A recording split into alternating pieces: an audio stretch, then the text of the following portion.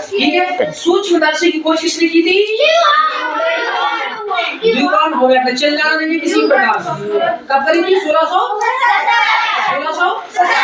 तब तुमसे पूछता है कि सूक्ष्मदर्शी की खोज किसने की थी?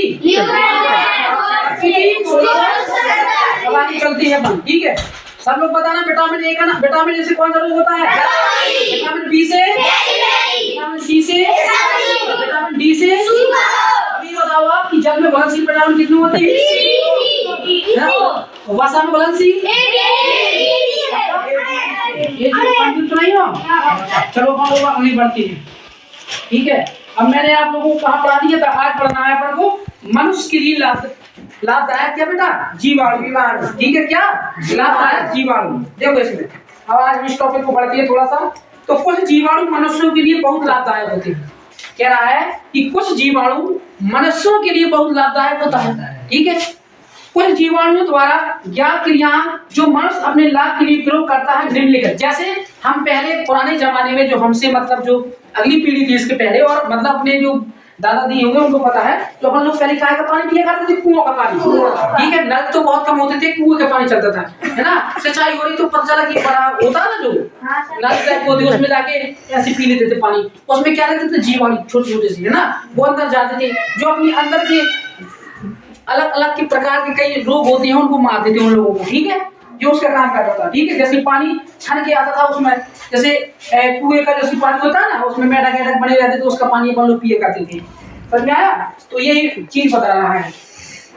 दुग्ध उत्पादों का निर्माण, दुग्ध उत्पाद जैसे दही और पनीर का निर्माण जीवाणु क्रिया की परमाणुता होता है। 15 मिनट का बनाना। दही प्राप्त करने के लिए दूध में दही की थोड़ी सी मात्रा मिलाते हैं। किसमें मिलाते हैं? दूध में दही, दूध में दही की थोड़ी सी मात्रा मिलाते हैं, ठीक है।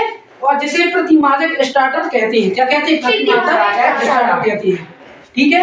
इस दही पर प्रतिजामक में एक से अधिक सूक्ष्मजीव या जीवाणु होते हैं। मतलब एक से अधिक सूक्ष्मजीव और जीवाणु होते हैं, क्योंकि जैसे बैक्टीरियोलाइसिस, ठीक है, स्टेफिलोकोकस तथा कवकीय खमीर, लैक्टोबैसिलस दही के निर्माण को बढ़ावा देते हैं। जब अगर तुमसे पूछे कि दही के निर्माण में कौन कौन बढ़ावा देते हैं, तो लैक्टोबैसिलस, ठीक है, स्टेफिलोकोकस तथा कवकीय खमीर और लैक्टोबैसिलस दही के निर्माण में बढ़ावा देते हैं, ठीक है। लैक्टोबैसिलस एक अवायवीय जीवाणु, एनारोबिक जीवाणु है। इसको क्या कहते हैं? एनारोबिक जीवाणु कहते हैं लैक्टोबैसिलस, ठीक है। समझ में आया?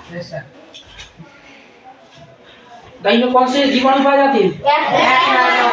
एक किसी को तो बोलते हैं, ठीक है। तथा वसा रहित पदार्थ के उपयोग के द्वारा यह विकास करता है। यह जीवाणु लैक्टिक अम्ल निर्माण करता है, दूध को पतला कर जमा देता है। क्या करता है? दूध को पतला कर जमा देता है। राउंड मारना है, राउंड, ठीक है, ऐसे घुमा के पूरे ऐसे कर लिया करो, ठीक है।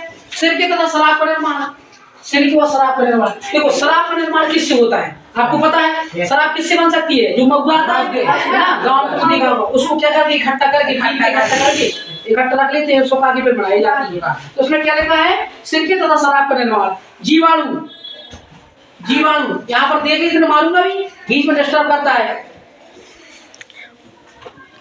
जीवाणु फलों से रस पर क्रिया करके शहद तथा शराब का निर्माण करते हैं। गन्ने का रस तथा ताड़ का रस जब अधिक दिनों तक रखा जाता है तो वह जीवाणु द्वारा सड़ने लगता है। क्या करता है? जीवाणु द्वारा सड़ने लगता है। तो मैं देखा कोई भी चीज अधिक दिनों तक रख लेते तो सड़ जाती है। जैसे केला ज्यादा दिनों तक नहीं टिकता है, जैसे खीरा ज्यादा दिनों तक नहीं सड़ जाता है। समझ में आया? यह जीवाणु क्रिया पर कहलाती बहुत है, ठीक है।